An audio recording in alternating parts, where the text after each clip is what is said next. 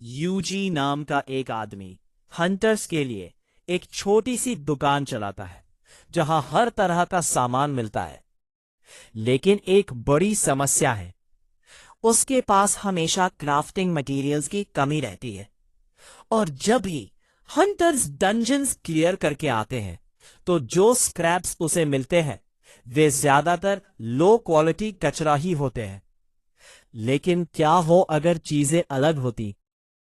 क्या हो अगर उसके पास अपना खुद का डंजन होता जहां से वो जब चाहे हाई क्वालिटी मटेरियल्स इकट्ठा कर सकता? और उससे भी बेहतर, सोचो उसके पास ट्रेन्ड क्रीचर्स की एक पूरी सेना हो जो उसके लिए जो भी चाहिए ला सके, अपने मास्टर के लिए मरने तक लड़ने को तैयार हो और धीरे धीरे इवॉल्व होकर इतनी ताकतवर बन जाए कि जो भी उसे धमकी दे उसे कुचल सके।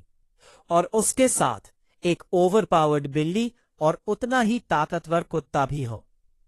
बेशक यह सब पूरी तरह असंभव लगता था, लेकिन एक दिन वो एक अजीब सी प्राचीन किताब पढ़ना शुरू करता है। वह किताब इतनी बोरिंग निकलती है कि पढ़ते पढ़ते उसे नींद आ जाती है और वह उसी किताब के ऊपर सो जाता है। और जैसे ही वो सोता है, अचानक वह उसके अंदर खिंच जाता है। जब वह आंखें खोलता है तो खुद को एक घने और धुंध से भरे जंगल में पाता है। वो खुद को चुटकी काटता है। यह सपना नहीं लगता, शायद कोई इल्यूजन हो। वो अपना स्टेटस विंडो चेक करता है, लेकिन सब कुछ सामान्य है।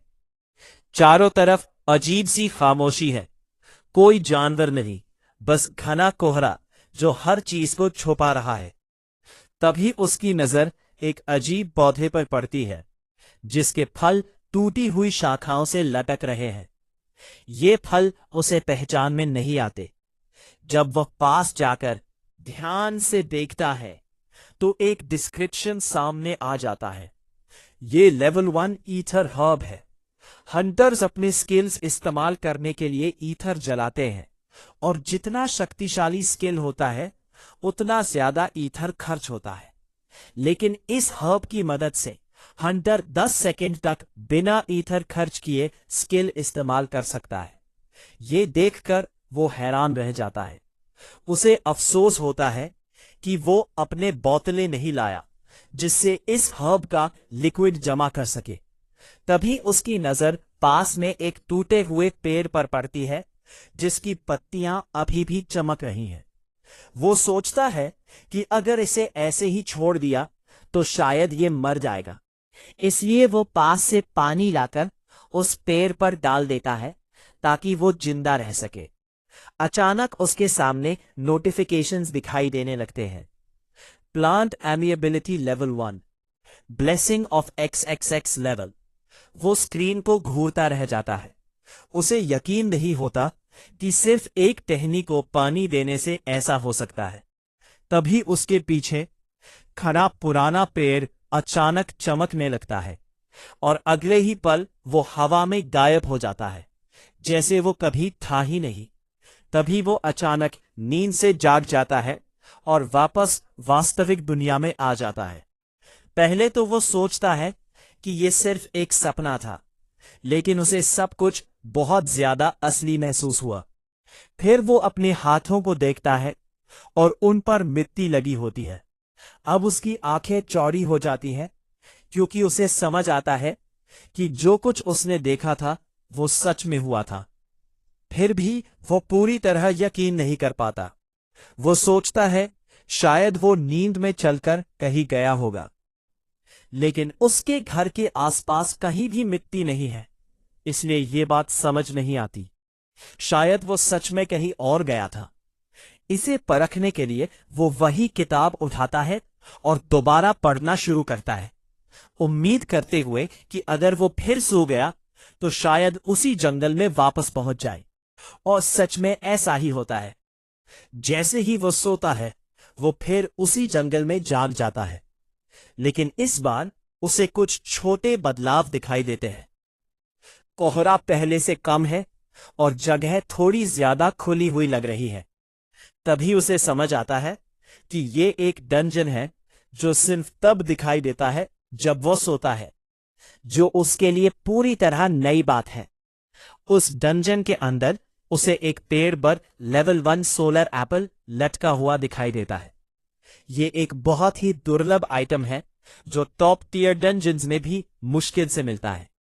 सामान्य हेल्थ पोशन सिर्फ 10% हेल्थ ही वापस देता है, लेकिन अगर उसे इस एप्पल के साथ मिलाया जाए तो वो एक्स्ट्रा 20% हेल्थ हील करता है और रिकवरी टाइम लगभग 80% कम हो जाता है। सबसे हैरान करने वाली बात यह है कि यहां ऐसे रेयर सोलर एप्पल्स बहुत ज्यादा मात्रा में मौजूद है। वो सोचता है कि अगर वो इन एप्पल्स और ईथर हर्ब्स को इकट्ठा कर ले तो वो एक बेहद शक्तिशाली पोशन बना सकता है।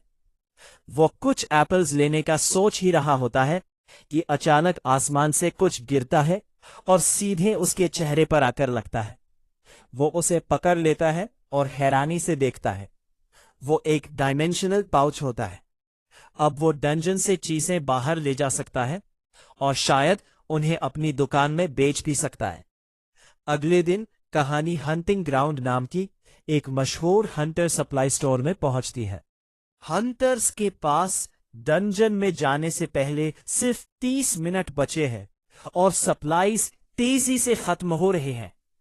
पैरालिसिस रेजिस्टेंस पोशंस लगभग हर दुकान में खत्म हो चुके हैं।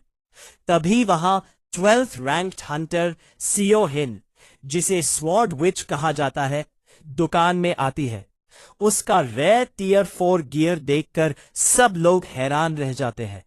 वो सीधे मैनेजर के पास जाती है और पूछती है कि उसने जो पोशन कल ऑर्डर किया था क्या वो तैयार है। मैनेजर माफी मांगता है और कहता है कि काम ज्यादा होने के कारण पोशन अभी तैयार नहीं है, लेकिन सियो हिन कहती है कि वो इंतजार नहीं कर सकती क्योंकि उसकी डंजन रन सिर्फ 30 मिनट बाद शुरू होने वाली है। इसी बीच हमारी कहानी का मुख्य पात्र अपने घर में पोशन बनाने का एक्सपेरिमेंट कर रहा होता है।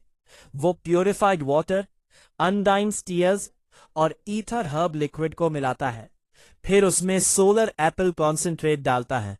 अचानक उसके सामने नोटिफिकेशंस आने लगते हैं। XXX ब्लेसिंग लेवल 1 एक्टिवेट हो जाता है और उसका पोशन ग्रेट सक्सेस के साथ बन जाता है। उसे एल्केमी लेवल 1 स्किल भी मिल जाती है। अब वो एक स्पेशल पोशन लेवल 1 बना चुका है। ये पोशन 14 सेकंड तक 0 ईथर कंजम्पशन देता है और 15 सेकंड में 14% हेल्थ हील करता है। वो हैरान रह जाता है क्योंकि इतने ताकतवर पोशन तो बड़े एल्केमिस्ट भी नहीं बनाते। उसी समय स्वॉर्ड विच उसकी दुकान में आ जाती है और जल्दी से पूछती है कि क्या उसके पास कोई पोशन है। वो कहता है कि ये अभी बिक्री के लिए नहीं है, लेकिन वो जल्दी में होती है, पैसे मेज पर रखती है और पोशन लेकर चली जाती है। बाद में डंजन के अंदर वो एक खतरनाक मैन स्टॉकर मॉन्स्टर से लड़ रही होती है। उसका ईथर लगभग खत्म हो चुका होता है। तभी वो वही पोशन पीती है जो उसने दुकान से खरीदा था। अचानक उसकी ताकत वापस आ जाती है।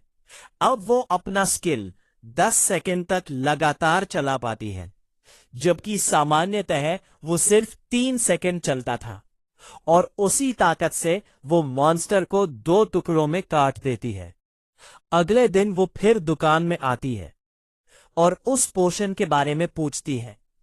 जब उसे पता चलता है कि ये रेयर इंग्रेडिएंट से बना है, तो वो उसकी सारी पोशंस खरीद लेती है और बहुत ज्यादा पैसे देकर चली जाती है। बाद में हमारा मुख्य पात्र फिर उस रहस्यमयी जंगल में लौटता है। वहां उसे और भी रेयर मटेरियल्स मिलते हैं, लेकिन इस बार उसे छोटे छोटे मिथिक क्रीचर्स दिखाई देते हैं जिन्हें टेरर ड्रोन्स कहा जाता है। उनके सामने विशाल डेविल एंड्स आ जाते हैं और दोनों के बीच भयानक लड़ाई शुरू हो जाती है।